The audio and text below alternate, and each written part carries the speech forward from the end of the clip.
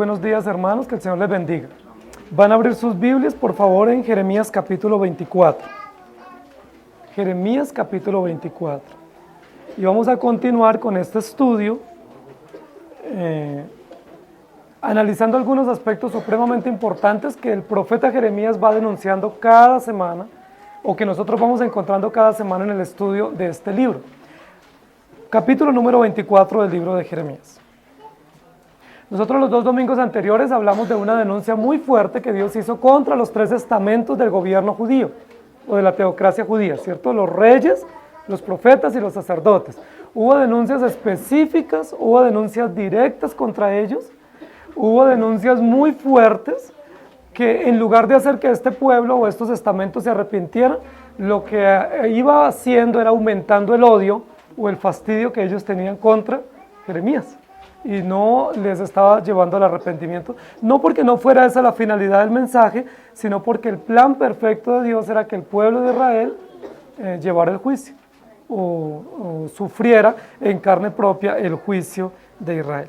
Hoy nos corresponde el capítulo 24 del libro de Jeremías, y vamos a hablar de un tema muy importante, que es el tema de una metáfora nueva o una parábola nueva, que nos va a presentar allí el profeta, y es el tema de los higos, la higuera, y el producto y la utilidad de ese producto en la mano de los judíos. El tema que yo le he puesto hoy a la enseñanza es, ¿qué ves tú? Basado en el versículo número 3, y yo quiero que leamos ese versículo. Y me dijo Jehová, ¿qué ves tú, Jeremías? Y dije, higos buenos, muy buenos, y malos, muy malos, que de malos no se pueden comer. La mayoría de los capítulos del libro de Jeremías tienen muchísimas preguntas. Recuerden que ya hemos aprendido un poco de eso. Ese es un método de estudio, ¿cierto? Un método pedagógico de enseñanza, las preguntas-respuestas. Algunos pedagogos o algunos filósofos lo llamaron el método de la mayéutica, que es el método de las preguntas bien formuladas con respuestas bien acertadas. El profeta Jeremías es experto en el tema de las preguntas, pero este capítulo solo va a tener una pregunta. Y la única pregunta aparece en el versículo 3. ¿Qué ves tú, Jeremías?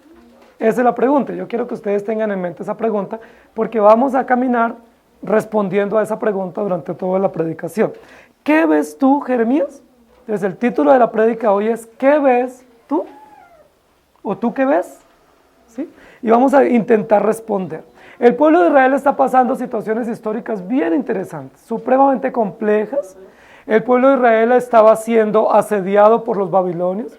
El imperio más fuerte que había en este momento, en los últimos reinados del reinado de David, fue el rey o el imperio babilónico. Estaba avanzando rápidamente con sus ejércitos para asediar no solo a los judíos, sino a todas las naciones vecinas. Y ya había sucedido una pequeña invasión y habían llevado algunos cautivos, ¿sí? El pueblo de Israel tuvo varios asedios de los babilónicos. Primero hubo un asedio al reino del norte, ya habían sido llevados cautivos las 10 tribus del norte, y en la tribu del sur hubo 2 deportaciones que hicieron los babilonios.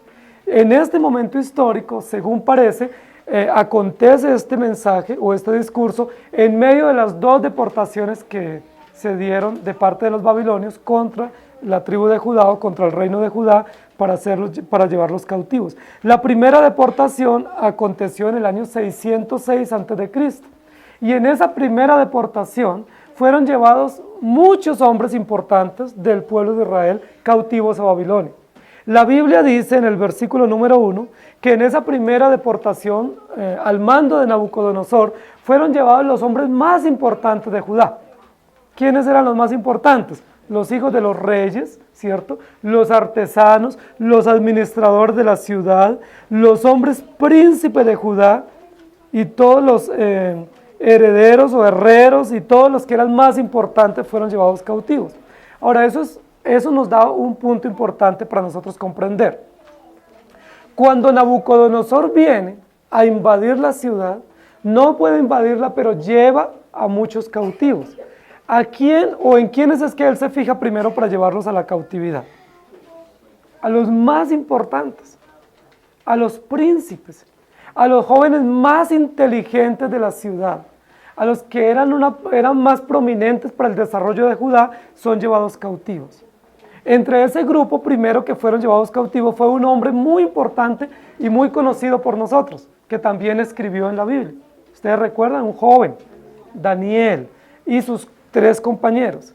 Y todos los jóvenes de Judá que fueron llevados cautivos fue en esa primera deportación, 606 años antes de Cristo, al mando de Nabucodonosor, cuando era rey Joacín, hijo de Josías. Sucedió esa primera deportación. Va a haber una segunda deportación donde son llevados cautivos otros, y ahí es llevado Ezequiel y otros hombres muy importantes. En medio de esas 2 deportaciones, es decir, cuando ya se dio la primera de llevar los jóvenes más importantes, los más ilustres de la ciudad, y en la otra que está por llegar, antes de la destrucción definitiva de Jerusalén, que se cree que va a ser 10 años después de este discurso que va a dar Jeremías, se dio este mensaje. Este mensaje es muy importante, porque este mensaje nos va a hablar justo de las 2 deportaciones y del juicio final que va a venir sobre Judá y sobre Jerusalén. La pregunta es, ¿qué ves tú? Jeremías, ¿qué es lo que está viendo? Él está viendo que hay una realidad histórica. La realidad histórica lo que indica es, los babilonios están viniendo a llevar cautivos a la gente más importante. Es increíble que Nabucodonosor ya tenía seleccionado a quienes iba a llevar. Él no venía a llevar cualquier persona de la ciudad. Es igual como sucede hoy en día cuando hay, por ejemplo, una convocatoria. ¿Quiénes son los que acceden a estos concursos en las convocatorias o que merecen las becas para ir a estudiar al exterior? Los jóvenes más inteligentes, los que están más preparados, los que son realmente una respuesta o una esperanza para la sociedad o para la ciudad. Eso fue lo que sucedió. O nosotros que hemos vivido el flagelo del secuestro, ¿a quiénes generalmente los secuestradores apuntan cuando van a hacer un secuestro? A alguien que es una persona representativa, o en la política, o en la economía, o en la academia, pero no va a ser a cualquier persona que van a secuestrar, ¿sí? Van a secuestrar a una persona que va a significar un gran desafío o va a levantar un gran escándalo, un gran movimiento a nivel nacional para pedir la liberación, o a alguien a quien pueden sacarle un buen dinero, porque es un secuestrable. Entonces, lo que sucedió con el rey de Nabucodonosor fue eso, que él observó quiénes eran los más prominentes en la sociedad y los llevó cautivos. Y vamos a ir a los primeros 3 versículos de este capítulo. Después de haber transportado Nabucodonosor, rey de Babilonia, a Jeconías, hijo de Joacín, rey de Judá, a los príncipes de Judá y los artesanos y herreros de Jerusalén, y haberlos llevado a Babilonia, me mostró Jehová 2 cestas de higos puestas delante del templo de Jehová. Una cesta tenía higos muy buenos, como brevas, y la otra cesta tenía higos muy malos, que de malos no se podían comer. Y me dijo Jehová, ¿qué ves tú, Jeremías? Y dije, higos muy buenos, higos malos, muy malos, que de malos no se pueden comer. Hasta allí la primera parte del discurso de lo que Dios le va a enseñar a Jeremías a través de este capítulo. La Biblia dice que Jeremías tuvo la oportunidad de ver algo que Dios le estaba mostrando. Y nos ubica en algo muy interesante.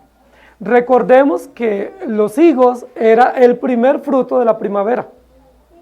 Era el primer fruto que había y que los judíos lo reconocían y que era muy apetecido. Recordemos que Dios había establecido para los judíos una ofrenda que era la ofrenda de las primicias. ¿Recuerdan esa ofrenda? Que todo primer fruto de la cosecha se debía llevar y ofrecer al templo. Y eso era parte de la adoración a Dios, pero también parte del alimento de los sacerdotes y los levitas. Muy probablemente lo que nos está hablando aquí el capítulo es de la ofrenda de las primicias, porque como es la primer cosecha de la primavera, ha sido llevada al templo para ofrecerla, y Dios le dice a Jeremías, ¿tú qué estás viendo? Y dice la Biblia que Dios le permitió ver a Jeremías 2 canastas o 2 cestas con higos. Unas tenían unos higos muy buenos, excelentes, higos seleccionados de la mejor cosecha, y la otra canasta tenía higos muy malos, tan malos como dice allí que de malos no se podían comer. Es importante eso porque probablemente lo que nos está diciendo allí la palabra es de una ofrenda que los judíos debían presentar a Dios en el templo como gratitud por las cosechas. ¿Qué característica debía tener esa ofrenda que ellos debían llevar al templo para adoración? Debía ser el mejor producto, no solo el primer producto de la cosecha, sino el primer producto, pero lo mejor. Debía ser seleccionado. No podía ser lo peor, porque Dios lo iba a rechazar. Los judíos cada vez iban perdiendo el compromiso de esas ofrendas. Cada vez se les estaba olvidando el tema de los diezmos, del día del Señor, cada vez estaban pasando por alto muchas de las ceremonias, y algunos de ellos ya estaban olvidando el tema de las primicias, es decir, de llevar como gratitud a Dios una ofrenda. Cuando nosotros tenemos un trabajo y recibimos el primer salario de nuestro trabajo, ¿qué es lo primero que hacemos con ese primer salario? Probablemente comprarnos algo que anhelábamos, ¿cierto? O pagar una deuda, o probablemente invitar a un amigo a comer y darle gracias porque él nos dio la oportunidad de ese trabajo. Pero ¿qué era lo que Dios había ordenado y qué es lo que Dios nos ordena hoy de lo primero de nuestro trabajo? O lo primero del año, o lo primero de un negocio, o lo primero de un trabajo. ¿Qué nos ordena Dios? Porque Dios no cambia. Que nosotros lo ofrendemos en gratitud para nuestro Dios, o lo dediquemos en gratitud para nuestro Dios porque sabemos que eso viene de Él. Algunos judíos estaban aún llevando las primicias, pero dice la Biblia que en esta oportunidad, en este ejemplo, que no sabemos bien si es una visión o es realmente una ofrenda que llevaron algunos judíos. Dice la Biblia que Jeremías vio dos canastas, una canasta con higos buenos y otra canasta con higos malos. Es decir, de esas dos presentaciones o esas dos ofrendas que están frente al templo, una de ellas es aceptada por Dios y la otra es rechazada. La razón por la cual es rechazada es porque la calidad del producto de una de las canastas es muy malo, que tan malo no se puede comer. Es decir, ¿para qué lo llevó ese judío esa canasta de higos? Si esos higos eran para alimento de los judíos o de los levitas y los sacerdotes. ¿Usted aceptaría que alguien le lleve un presente cuando vaya a su casa y que ese presente sea tan descompuesto que usted tenga que echarlo a la basura? ¿Usted qué pensaría de esa persona que le lleva esa ofrenda, ese presente, cuando va a visitarlo? Que dice, pasé por el supermercado y pensé en usted y le compré esto. Y usted dice, pero eso no sirve, ¿sí? Eso está descompuesto, eso no tiene ningún sentido que usted me lo entregue. Ahora, si nosotros pensamos en eso, ofrendándoselo a Dios, ¿qué pueden pensar ustedes que Dios, como Dios va a reaccionar o va a recibir esa ofrenda? ¿Qué ve Jeremías? Dice la Biblia que Jeremías ve dos canastas de higos, pero yo quiero que nosotros veamos un poco más allá. El capítulo anterior, Dios denuncia a los sacerdotes y a los profetas porque todo el tiempo están hablando de visiones. Y en el capítulo anterior dice que el uno tenía visión, el otro tenía sueños y que engañaban al pueblo y lo tenían totalmente alejado de la voluntad de Dios y pretendiendo seguir visiones engañosas. En esta oportunidad Dios le dice a Jeremías, ¿qué ves tú? Aludiendo al tema de las visiones. Pero en el capítulo anterior Dios le dice a los profetas y a los sacerdotes, es posible que alguien pueda estar en mi secreto y conozca mi voluntad a tal punto de que pueda salir a proclamarla. ¿Quién ha estado en mi secreto? ¿Quién conoce la profundidad de los pensamientos de Dios? ¿Y quién puede discernir esos pensamientos y exponerlos con precisión? ¿Habrá alguno? La respuesta es no. No hay ninguno que pueda entrar en lo secreto de la voluntad y en lo secreto del conocimiento y del pensamiento de Dios para poder decir, yo tuve una visión de Dios y la voy a compartir. Entonces, lo que nos está diciendo el capítulo 24, que es la continuidad del pensamiento, es, ¿qué es lo único que podemos ver nosotros? Jeremías, ¿qué pudo ver estando en el templo? Solo pudo ver dos canastas de higos. Es decir, ¿qué podemos ver nosotros? Lo que está frente a nosotros, lo que nuestros sentidos nos permiten ver, lo que nuestros ojos nos permiten observar, ver y palpar. ¿Podemos ver más allá a los cristianos? Generalmente nosotros solamente vemos circunstancias. El pueblo de Israel está pasando por una situación muy difícil.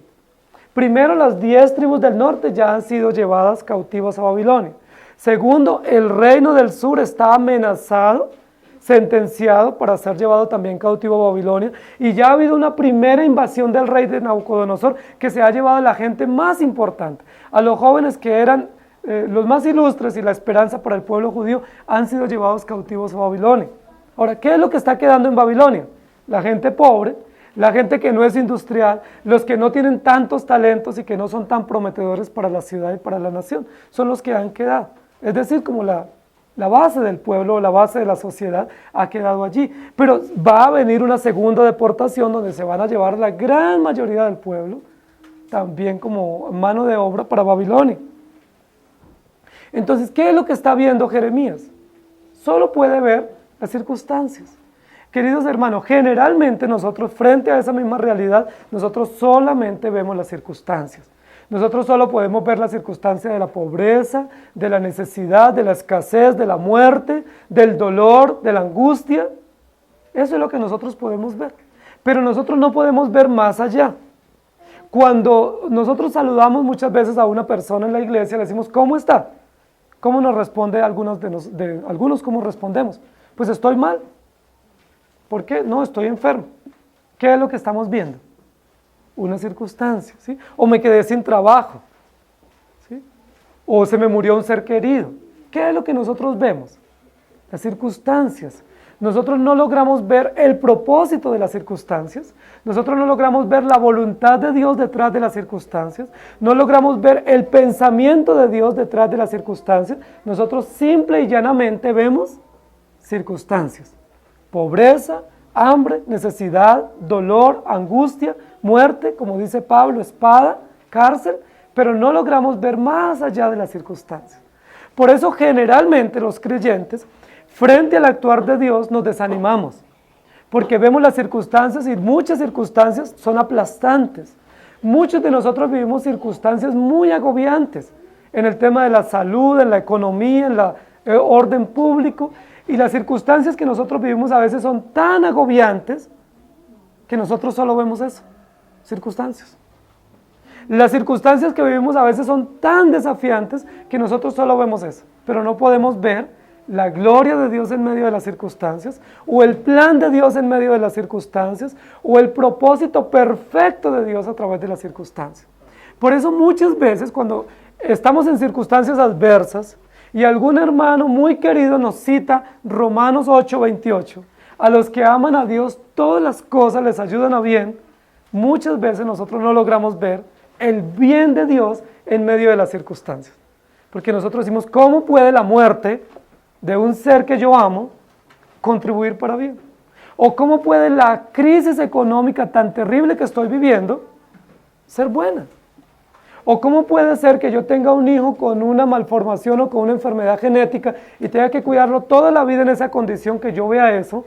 Bueno, ¿no es eso más bien como una situación contradictoria a nuestro modo de ver? Y por supuesto que es contradictoria. ¿Saben por qué? Porque nosotros solo podemos ver circunstancias.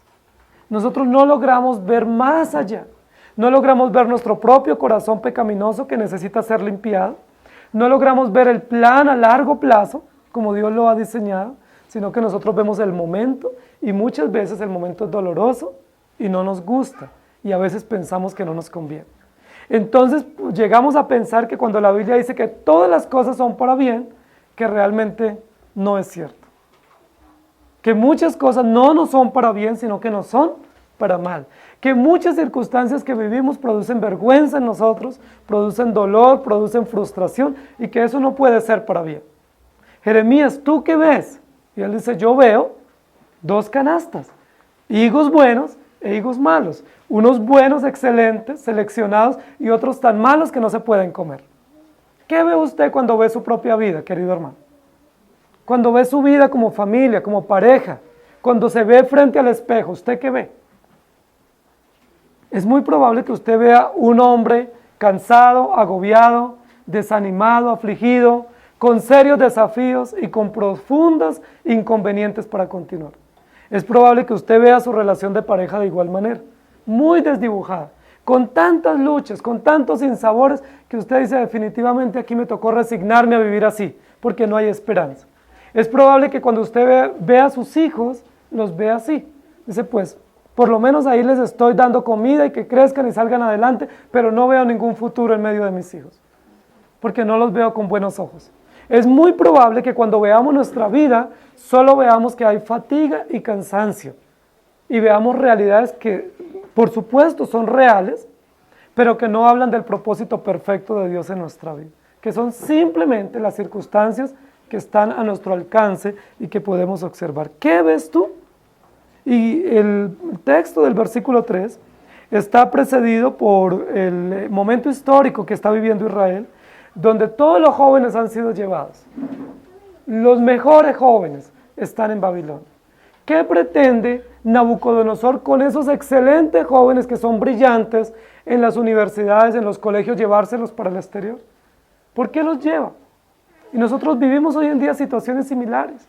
Cuando los grandes imperios dominantes visitan a países en desarrollo o subdesarrollados para llevarse a los jóvenes más inteligentes.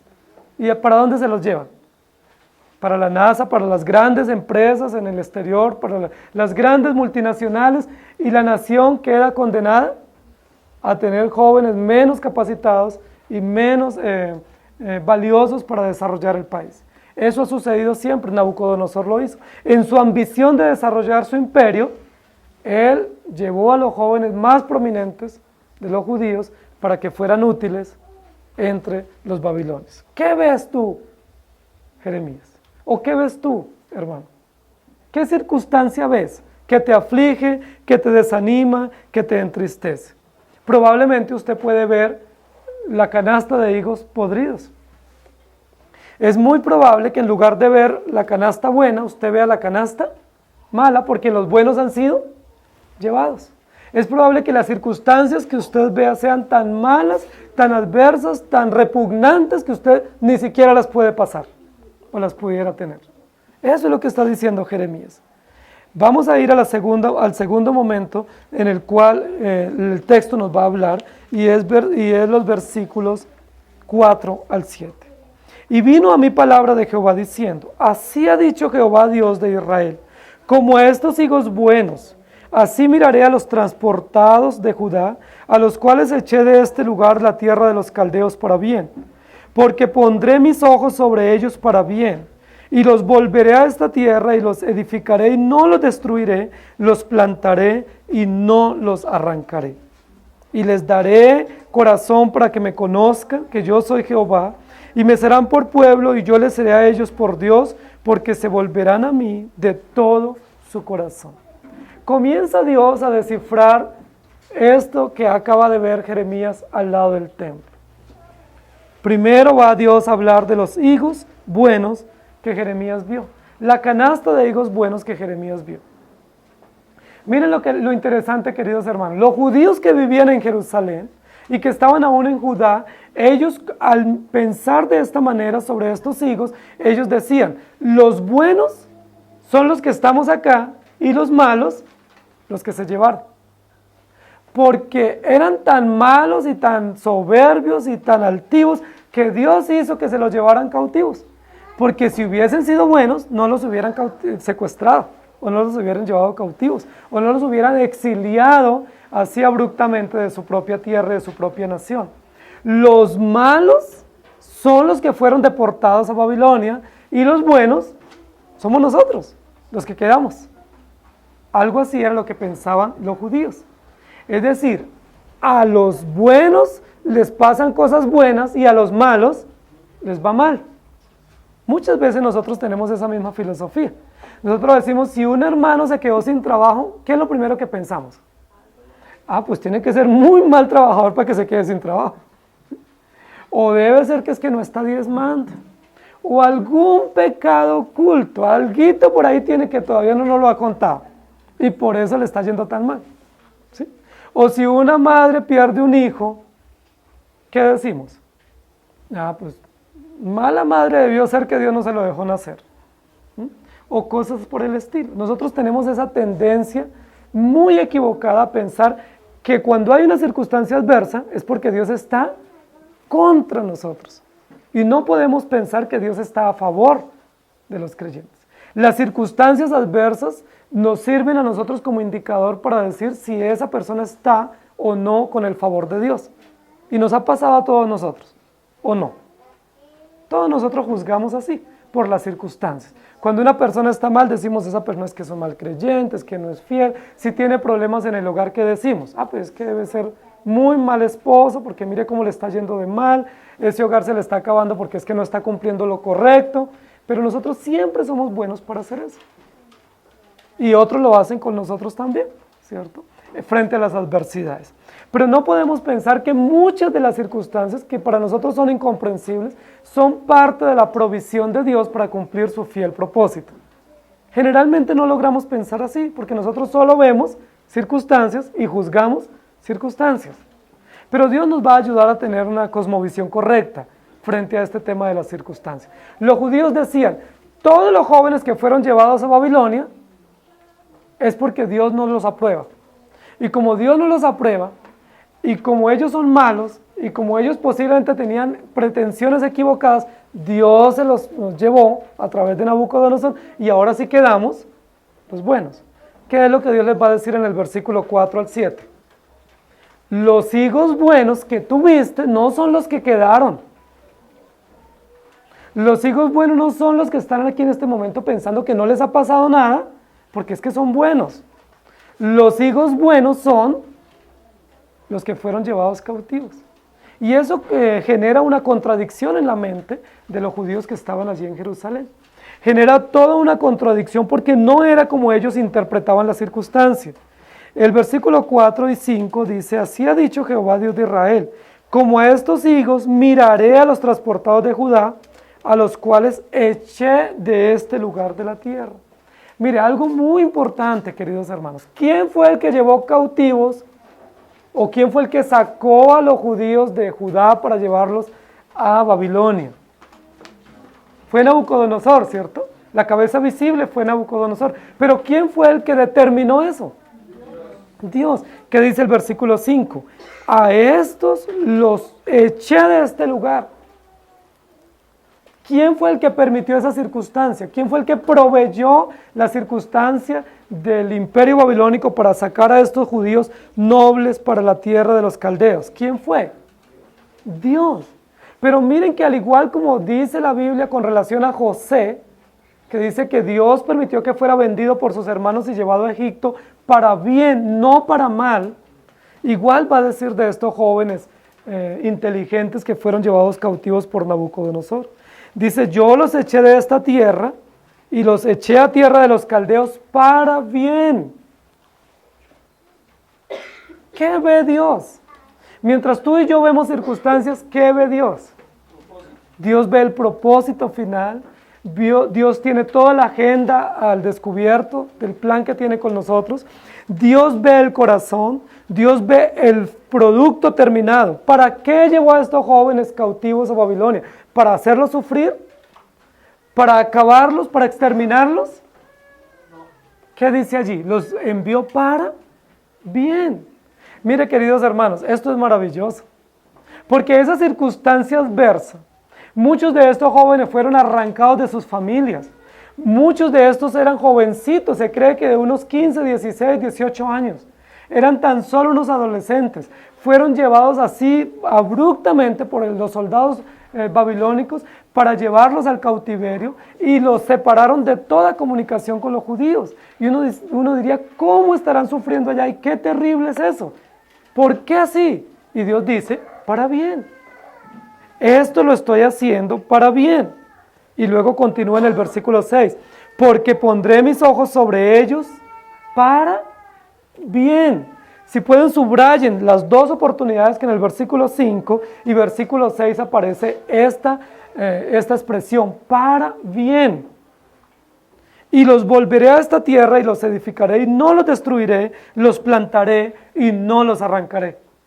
Si ustedes recuerdan el lenguaje del capítulo 1 de Jeremías, cuando Dios llama a Jeremías, Dios le dice, te he puesto para arrancar, para derribar, para destruir, ¿cierto? Pero también para edificar y para plantar. Es el mismo lenguaje que Dios está usando. Los judíos que habían quedado decían, bueno, nosotros reinaremos.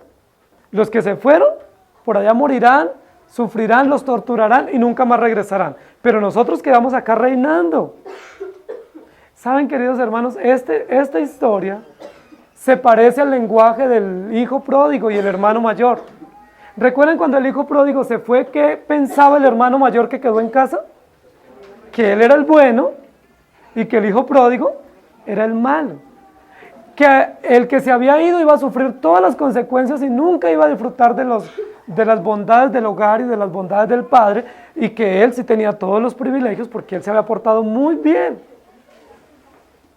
Así hacían estos judíos. Pero Dios va a decir, yo pondré mis ojos sobre ellos para bien. Y esa es la razón por la cual cuando leemos el libro de Daniel, nos damos cuenta que Daniel y todos estos jóvenes fueron protegidos. ¿Se acuerdan que fueron echados al foso de los leones para morir? ¿Qué sucedió? No murieron. Dios tapó la boca de los leones. ¿Se acuerdan que fueron echados al horno calentado a mayor temperatura para que fueran incinerados? ¿Qué sucedió con estos jóvenes? No murieron. ¿Por qué? Porque dice Dios, yo he puesto mis ojos en estos jóvenes que están en el exilio para bien. No los destruiré, sino que los edificaré. No los arrancaré, sino que los plantaré. Queridos hermanos, es muy importante lo que la Biblia está diciendo. Nosotros vemos circunstancias adversas, pero esas circunstancias adversas que nosotros vemos, dice la Biblia, que en los creyentes son provisión de Dios para bien. ¿Puede usted ver así sus circunstancias adversas? ¿Puede ver usted así su dolor y su aflicción y sus serios desafíos que le afligen muchísimas veces y le arrancan lágrimas? ¿Los puede ver como para bien en el plan de Dios? Eso es lo que dice la Biblia. Son para bien. Dice, porque yo pondré mis ojos en estos jóvenes que están exiliados, en todo este grupo de príncipes y de artesanos y de herreros que fueron llevados de su país y que fueron exiliados, pondré mis ojos para bien y los volveré a traer a esta tierra. Mire, los judíos no esperaban, los que habían quedado allí, no esperaban que ellos iban a volver. Pero Dios les está diciendo, estos que fueron llevados los guardaré y los regresaré. Y luego el versículo 7, y les daré corazón para que me conozcan, que yo soy Jehová, y me serán por pueblo, y yo les seré a ellos por Dios, porque se volverán a mí de todo su corazón. Este versículo número 7 es un versículo supremamente importante, porque Dios dice, no solo los cuidaré providencialmente, no solo haré que sean preservados de morir en el exilio, no solo los cuidaré para que sean guardados su integridad física, sino que además de eso, les daré corazón para que me conozcan y para que sean mi pueblo, y yo seré el Dios de ellos, porque se volverán a mí de todo su corazón. Queridos hermanos, este versículo está hablando de algo que es importante para nosotros, y es, Dios nos está diciendo que su remanente que había en Israel o en Judá fue llevado temporalmente a Babilonia para ser limpiado y purificado y para Dios derramar juicio sobre Judá y sobre Jerusalén, pero luego después de ese juicio que va a venir de mano de Babilonia, ¿qué va a suceder con ese remanente? Va a ser regresado nuevamente a Judá y a Jerusalén y adorarán y vivirán con Dios en gratitud. Queridos hermanos, el versículo 7 nos habla de una implicación que ya lo hemos repetido en otras oportunidades, es una implicación de pacto. Siempre cuando Dios habla en términos de pacto, dice, yo seré su Dios y ustedes serán mi pueblo. Esa es la aplicación práctica del pacto con miras a la eternidad. Yo soy su Dios y ustedes son mi pueblo. ¿Es así como dice el versículo 7? ¿Sí es así? El versículo 7 está invertida esa expresión. Ustedes serán mi pueblo y yo seré su Dios. En pocas oportunidades en la Biblia se invierte este orden.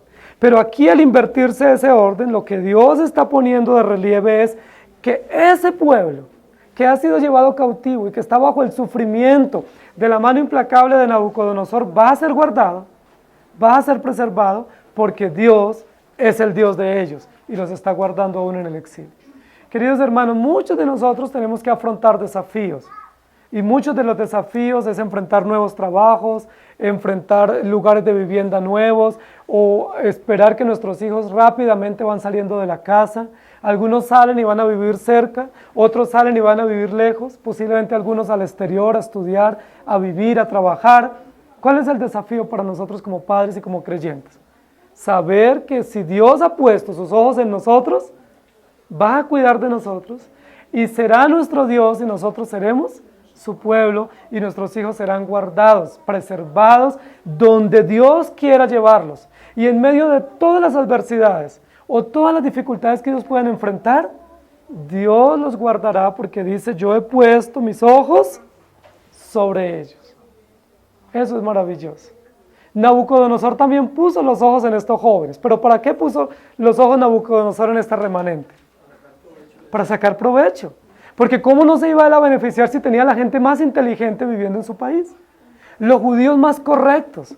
¿Se acuerdan cómo el imperio egipcio prosperó también con la mano de obra de los judíos? Cuando fueron esclavos por 400 años. El imperio se fortaleció mucho más. Ahora Babilonia también está haciendo lo mismo.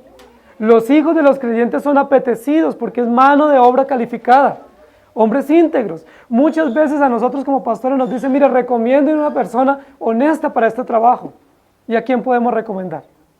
Pues a un creyente, porque ellos son honestos, ¿o no? Porque son íntegros, porque son responsables, porque son hombres temerosos de Dios. Dice, yo estoy sobre ellos, no los destruiré, sino que en lugar de destruirles, los preservaré y les daré un corazón nuevo. ¿De qué está hablando la Biblia? De salvación.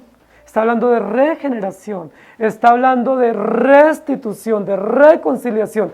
Dios, en lugar de destruir a estos jóvenes, les va a hacer que su corazón nuevo, con el corazón nuevo, puedan adorar a Dios y se vuelvan a mí de todo corazón. Queridos hermanos, mientras nosotros vemos circunstancias, Dios ve el corazón. Dios ve el corazón. Mientras nosotros vemos adversidad, Dios ve el corazón. Muchas veces las adversidades que Dios permite para nosotros son para limpiarnos el corazón.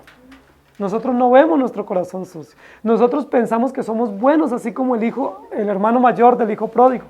Nosotros decimos, pero me he portado bien, ¿sí? Pero Dios, ¿qué ve? Dios ve nuestro corazón que necesita ser limpiado, que necesita ser purificado, que necesita ser enderezado para poder adorar correctamente al Señor. Porque se volverán a mí de todo corazón. Jeremías ve circunstancias, el pueblo también, Dios ve el corazón.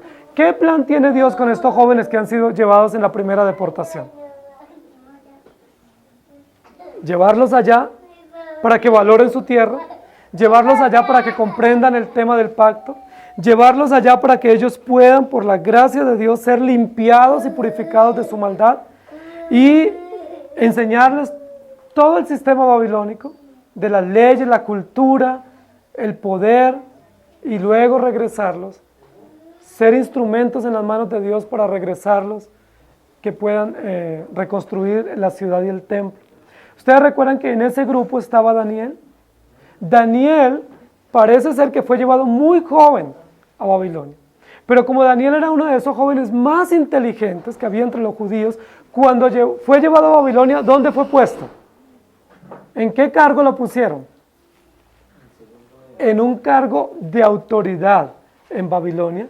Y Daniel fue un diplomático, un estadista muy importante que incidió en los emperadores babilónicos a tal punto que luego se firmó un decreto para hacer que los judíos regresaran con apoyo del imperio, con dinero y con cartas de autorización y de recomendación de los emperadores para la reconstrucción del templo y de los muros en Jerusalén.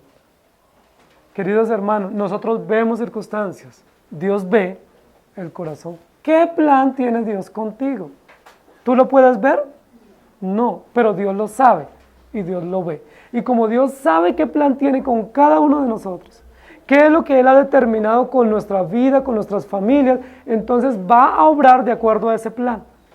Y muchas veces, de acuerdo a ese plan, pues nosotros tenemos que enfrentar sufrimientos, o enfrentar pérdidas, o separaciones, o circunstancias que a nuestro modo de ver no son muy agradables. ¿Me estoy haciendo entender, queridos hermanos? Nosotros no podemos ver el producto terminado, Dios sí.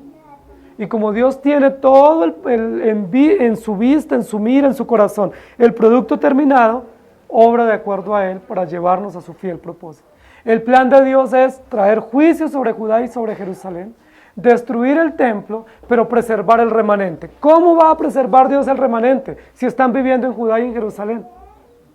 ¿Qué hace Dios para preservar a su pueblo? Los lleva al exilio para preservarlos, limpia la tierra, limpia el templo, santifica toda su tierra y luego los regresa a su nación. Igual hizo en la época de José. Cuando la familia de José y su familia fueron llevados a Egipto, fue con el único propósito de preservar al pueblo de Dios. Fueron llevados para ser preservados y luego regresaron como una nación poderosa para habitar la tierra. Queridos hermanos, Dios ve el corazón, Dios tiene propósitos con nosotros y en ese propósito que tiene con sus hijos nos va a purificar, nos va a limpiar y en ese proceso de limpiarnos pues hay mucho dolor, hay mucha aflicción y muchas veces incomprensión de parte nuestra. ¿Qué ves tú?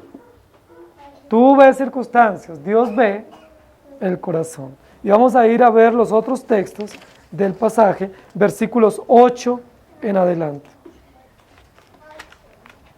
Vamos a leer. Dice así: y como los higos malos, que de malo no se pueden comer, así ha dicho Jehová, pondré a Sedequías rey de Judá, a sus príncipes y al resto de Jerusalén que quedó en esta tierra, y a los que moran en la tierra de Egipto. Y los daré por escarnio y por mal a todos los reinos de la tierra, por infamia, por ejemplo, por refrán y por maldición a todos los lugares a donde yo los arroje. Y enviaré sobre ellos espada, hambre y pestilencia hasta que sean exterminados de la tierra que les di a ellos y a sus padres. Ahora va a hablarnos de lo otro, y es los higos malos. Los higos malos, ¿qué le está diciendo Dios a Jeremías sobre los higos malos? ¿Dónde están? Son los que se quedaron en Judá y en Jerusalén. Dice, y ellos también van a ser llevados, pero no para ser preservados. Son tan malos, en cabeza de Sedequías, que es el último rey puesto por Nabucodonosor. Dice, estos hombres son tan malos que juntamente con Sedequías, rey de Judá y sus príncipes y el resto de Jerusalén que está en la tierra, serán llevados cautivos en la segunda deportación, pero no para ser preservados, sino para que venga sobre ellos espada, hambre, pestilencia, y sean exterminados ellos, como se anunció a ellos y a sus padres. Ellos pensaban que eran los buenos. ¿Qué les va a decir Jeremías? Ustedes no son los hijos buenos. Los hijos buenos son mi remanente que ya están en el exilio. Ustedes son los hijos malos, son la canasta podrida que no sirve para nada, pero también van a ser llevados, pero no para preservación, sino para destrucción. Queridos hermanos, y aquí hay un tercer tipo de visión. Mientras Jeremías ve circunstancias, o los creyentes vemos circunstancias, Dios ve el corazón, los incrédulos solo ven las consecuencias de su desobediencia. Los incrédulos no van a poder ver más. Ellos no tienen la capacidad de ver más, solo pueden ver las consecuencias. Y cuando ven las consecuencias, ¿qué dicen? ¿Por qué así? ¿O por qué a mí? ¿Se acuerdan el faraón cuando vio las consecuencias de las plagas sobre su nación? Decía, clamen a Dios para que no vengan esas consecuencias terribles sobre mi país. Pero él tuvo la oportunidad, por lo menos se le presentó muchas veces la oportunidad de arrepentirse. No se arrepintió, no era para él el arrepentimiento. Dice la Biblia, Dios endureció una y otra vez el corazón del faraón para que no se arrepintiera porque venía destrucción. ¿Qué es lo que está haciendo Dios con este pueblo que está en Judá aún en cabeza de Sedequías? ¿Han escuchado los mensajes una y otra vez de arrepentimiento? ¿Han tenido profetas de Dios que les hablen de arrepentimiento? Sí, Jeremías ya está desgastado enseñándoles lo mismo, diciéndoles arrepiéntanse porque viene juicio. ¿Se van a arrepentir? No. ¿Por qué no se van a arrepentir? Porque son higos malos. Son tan malos que Dios lo que está es esperando que se descompongan un poco más para exterminarlos totalmente. Cada vez se están descomponiendo. Son higos malos que no se pueden comer. Dios a ellos no les va a dar un nuevo corazón. Dios a ellos no los va a preservar para bien. Dios no ha puesto sus ojos sobre ellos para cuidarlos. No son su remanente. Son una sociedad civil, incrédula, que está viviendo de acuerdo a su propio corazón, pero que cada vez se descompone. Y cuando pensamos en higos descompuestos que no se pueden comer, nos tenemos que recordar de la inmoralidad del pueblo judío. El pueblo judío cada vez se estaba llenando de inmoralidad. La historia dice que el pueblo de Israel había caído en muchos pecados, pero habían pecados que eran supremamente como los pecados capitales de ellos, por decirlo de alguna manera. Uno de ellos era la idolatría. Habían llenado de idolatría cada lugar de su ciudad y de su esquina. Otro capítulo que leímos anteriormente dice que en cada esquina, imagínense, de la ciudad habían ídolos falsos. ¿Cómo les parece? ¿Se parece a nuestro país idólatra? Lleno de imágenes y de ídolos en cada esquina, en cada colegio, en cada entidad pública, en cada oficina. Pero el otro pecado capital de los judíos en este momento histórico es su inmoralidad. Dice la Biblia que la prostitución había crecido tanto, pero tanto, que habían templos dedicados solo a la prostitución, para ir supuestamente a adorar a Dios, pero era a través de prostitución o de relaciones de prostitución. Pero dice la Biblia que no era solo eso, sino que la gente en los parques públicos y debajo de los árboles y a las orillas de los caminos se acostaban y se relacionaban impúdicamente frente a Dios. Queridos hermanos, el pueblo de Israel había caído en pecados terribles de inmoralidad. Yo les pregunto, ¿se parece a la realidad que vive nuestro país? ¿No vivimos una situación similar de idolatría? ¿Pero no vivimos una situación similar de inmoralidad? Hoy en día es común, todo eso es común en nuestras ciudades. Tenemos playas nudistas, tenemos carnavales nudistas, tenemos lugares nudistas. Eso abunda en la sociedad en la que nosotros vivimos. ¿Qué podemos decir ante eso? ¿Nos puede esperar bendición, esperanza y prosperidad de una nación así? ¿O qué es lo único que podemos esperar como nación? El juicio. El juicio. Porque cada vez se promueve la inmoralidad. No solo hay inmoralidad en el corazón del hombre, sino que se promueve desde los medios de comunicación. Ayer justamente se estaba promoviendo una nueva película que va a ser un boom en el cine sobre el homosexualismo, donde se mira de manera natural el homosexualismo. ¿Qué es lo que quieren los medios de comunicación y los cineastas a través de esto? Vulnerarnos, que nosotros bajemos la guardia y digamos, sí, pues es normal, ¿no? Pues se ve como chévere, ¿no? Pues yo no le veo problema. Eso es lo que ellos quieren, que nosotros veamos lo malo, bueno, y lo bueno lo veamos malo. ¿Por qué ustedes molestan tanto que solo hombre y mujer? ¿Por qué molestan que solo tengo que casarse en el matrimonio o relacionarse en el matrimonio, perdón? ¿Por qué nosotros molestamos tanto con el tema del noviazgo? Vivimos en una sociedad moderna. Pero saben, así estaba haciendo el pueblo de Israel. Ellos pensaban que los higos buenos estaban en Jerusalén y resulta que ahí estaba era la podredumbre y que los malos eran los que estaban sufriendo el exilio. Y Dios dice, no señores, un momento, es todo lo contrario.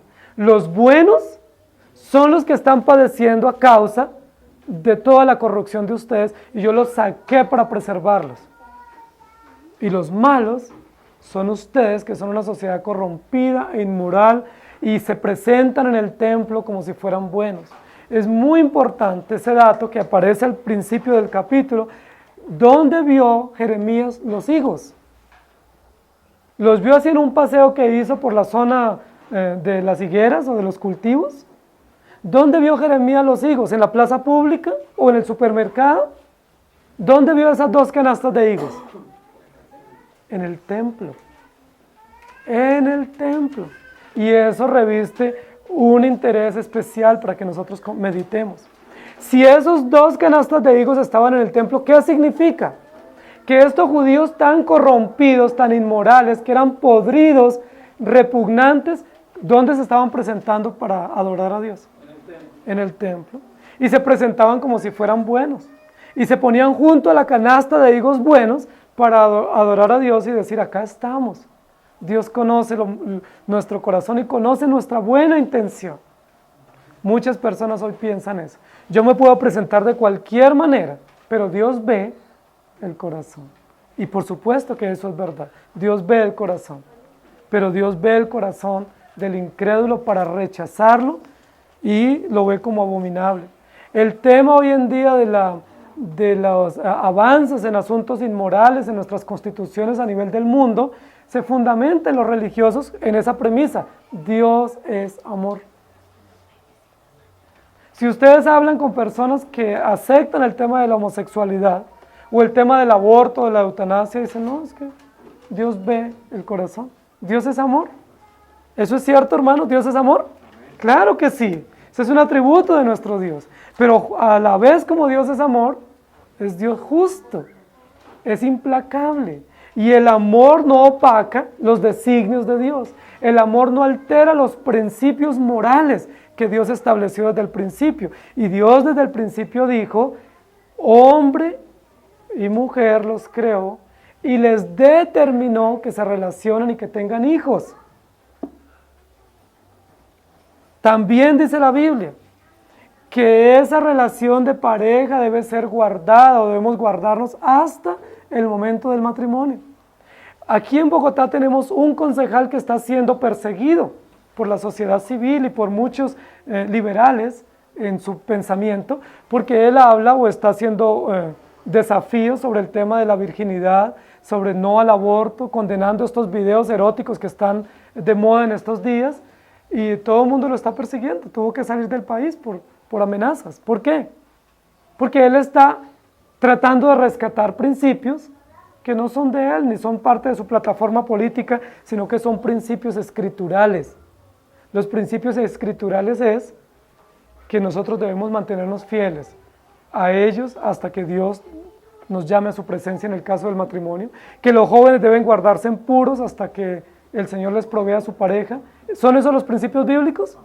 Claro que sí. ¿Nosotros podemos pensar algo diferente hoy? ¿O podemos decir, sí, eso dice la Biblia, pero?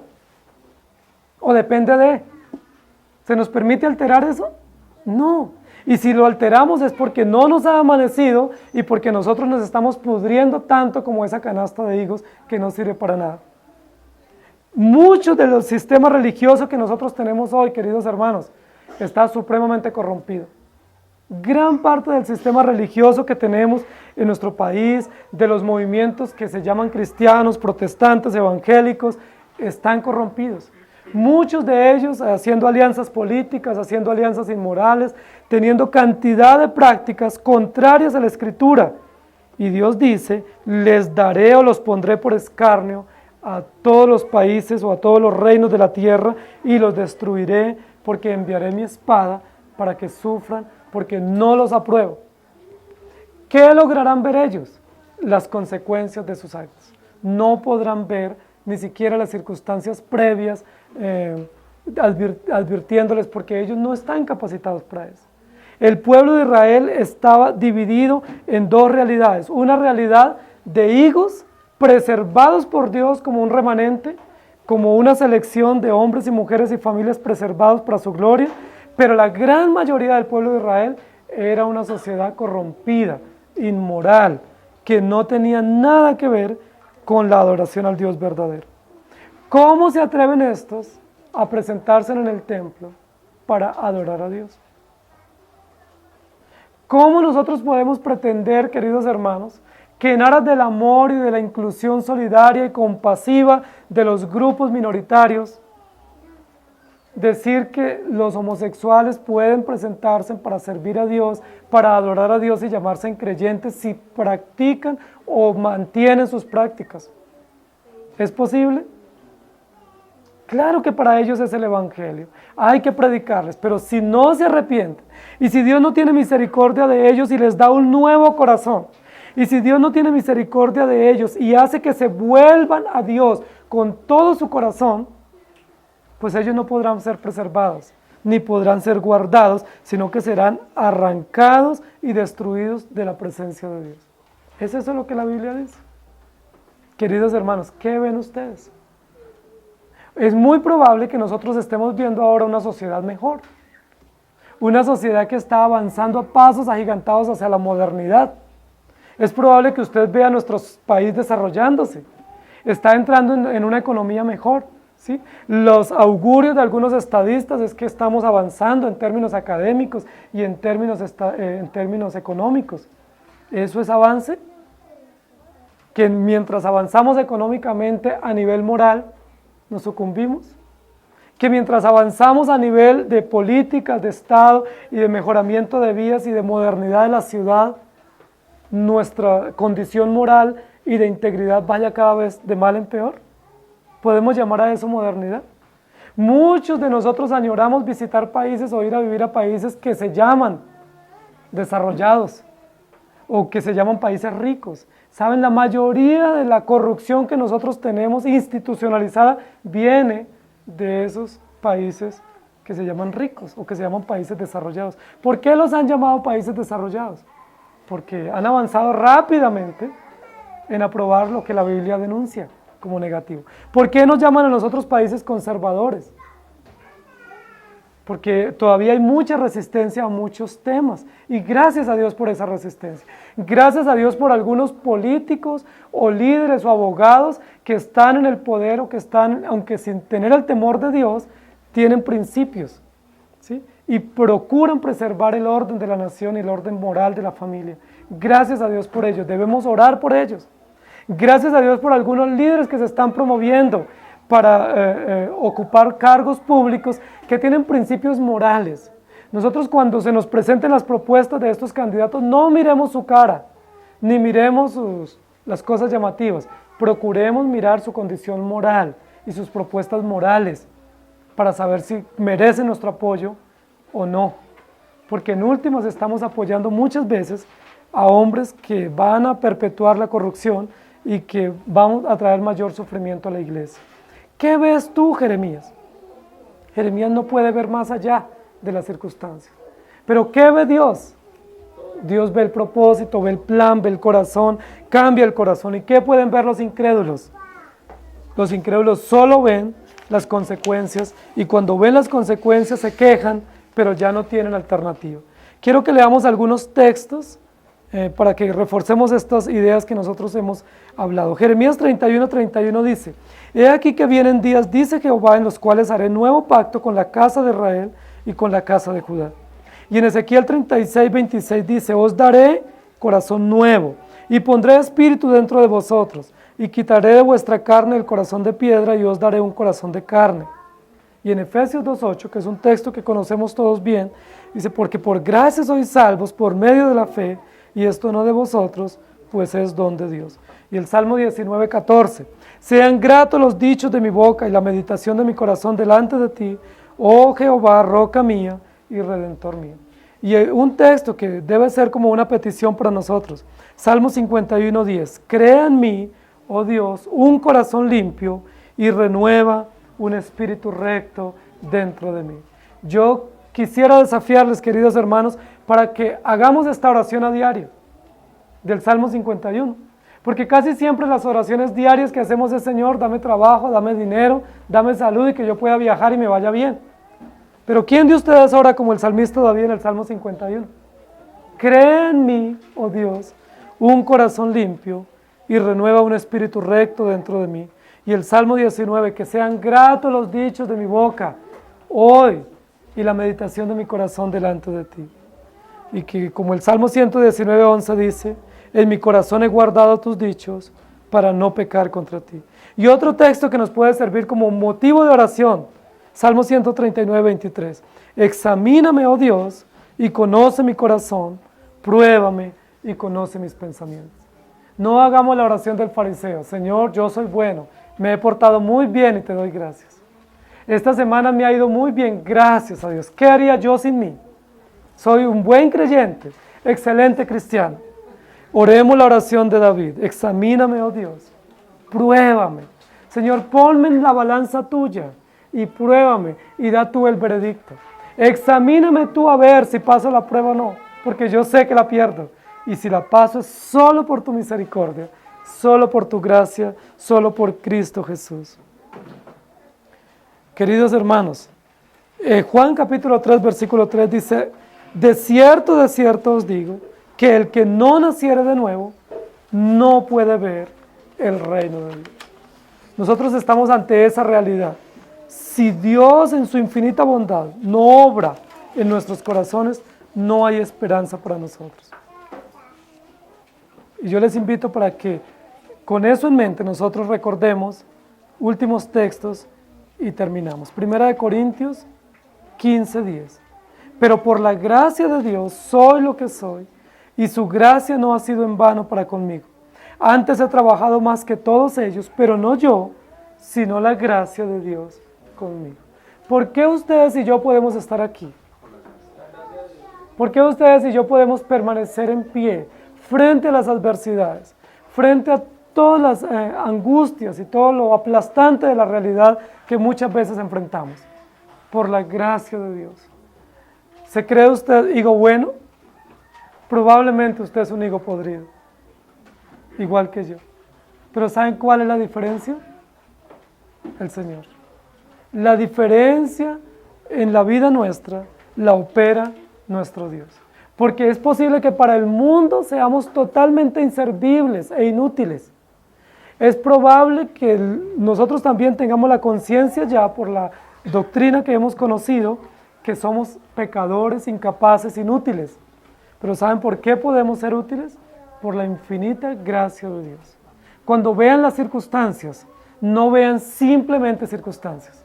Cuando vean circunstancias, vean propósito. Cuando vean adversidades, vean propósitos.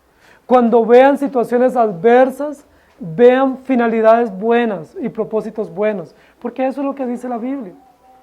Todo es para bien. Y Dios ha determinado todas las cosas para su propia gloria, para nuestra edificación y para nuestro gozo. Quiera Dios seguir santificándonos, limpiándonos y aún en medio de diversas circunstancias, enseñándonos que Dios está obrando en el corazón y que Dios está limpiando y que Dios está restaurando. Inclinen su rostro, por favor. Amado Señor, tu palabra nos enseña nuevamente que con tanta facilidad nosotros somos fariseos. Tu palabra nos enseña que con tanta facilidad pensamos que somos los buenos y los malos son otros. Pero tu palabra nos enseña que nosotros no podemos hacer eso y te pedimos perdón. Tu palabra nos enseña también que nosotros casi siempre nos concentramos en las circunstancias y nos desanimamos frente a las circunstancias y nos afligimos y nos sentimos derrotados y tristes y muchas veces peleamos contigo por las circunstancias. Hay circunstancias tan severas que enfrentamos, hay circunstancias tan dolorosas. Mis hermanos, algunos de ellos enfrentan circunstancias tan difíciles en temas de salud, en la educación de sus hijos, en sus economías tan estrechas. Señor, pero en medio de todas esas circunstancias, aquellos que han sido llamados por ti y elegidos por ti serán preservados. En medio de todas las circunstancias, aquellos que están contigo, que tú has atraído para ti, tienen tu mirada benevolente sobre ellos. Gracias, Señor. Muchísimas gracias, porque has puesto tus ojos sobre tus hijos, no para mal, sino para bien. Y en medio de la disciplina correctiva, y en medio de los momentos difíciles, tenemos tu mirada sobre nosotros para bien, no para mal. Muchísimas gracias. Es posible que algunos de nosotros tengamos que enfrentar exilios, hambres, dolor, muertes. Es posible que algunos ya se estén reponiendo de esas circunstancias difíciles. Es posible que algunos de nosotros muy pronto tengamos que estar frente a circunstancias tan difíciles y tan complejas. Señor, pero gracias por estar a favor de tus hijos. Gracias porque obras para bien. Y gracias porque tienes propósitos con tus hijos. Gracias porque obras en lo que nosotros no podemos obrar, obras en el corazón. Señor, nosotros vemos a nuestra pareja o muchas veces vemos a nuestros hijos y no los vemos con esperanza. Muchas veces vemos a nuestro esposo o a nuestra esposa o a nuestros hijos con frustración. Los vemos con rabia o los vemos con angustia. Señor, pero sabemos que si son hijos tuyos, tú los ves con esperanza. Sabemos que si tú estás obrando en sus corazones, hay esperanza. porque tú les darás un nuevo corazón y encaminarás sus vidas para bien, aunque nosotros no veamos eso en el momento. Señor, y gracias por ayudarnos a orar por este país y por esta ciudad. Gracias por ayudarnos a ver nuestra ciudad con gratitud, porque en medio de todos los gobernantes y la sociedad civil corrupta, inmoral, tú tienes un remanente, Señor. Y tú harás justicia, Señor, a aquellos que persisten en presentarse como si fueran higos buenos, siendo higos podridos. En presentarse enfrente al templo para adorar como si nada hubiera pasado. Muchos, Señor, como dice la Biblia, con sus manos llenas de sangre, de muertes de inocentes. Muchos ofrendando de lo que han robado, producto de su manipulación y de su extorsión. Señor, pero tú eres justo y no pasarás por alto. No hay impunidad. Todo lo sacarás a la luz y traerás juicio perfecto sobre una sociedad que se debate en la inmoralidad, que se debate en la corrupción. Señor, enséñanos como iglesia a comprender que estás obrando para bien y que muchas veces eso significa mucho dolor y mucha incomprensión. Pero gracias porque aquello que la sociedad piensa que somos hijos malos, tú lo llamas hijos buenos. Y aquello que la sociedad piensa hijo bueno, tú lo llamas hijo malo. No queremos pensar como piensa el mundo, queremos pensar como piensa tú y actuar en concordancia. En el nombre de nuestro Señor Jesucristo. Amén. El Señor les bendiga, hermanos.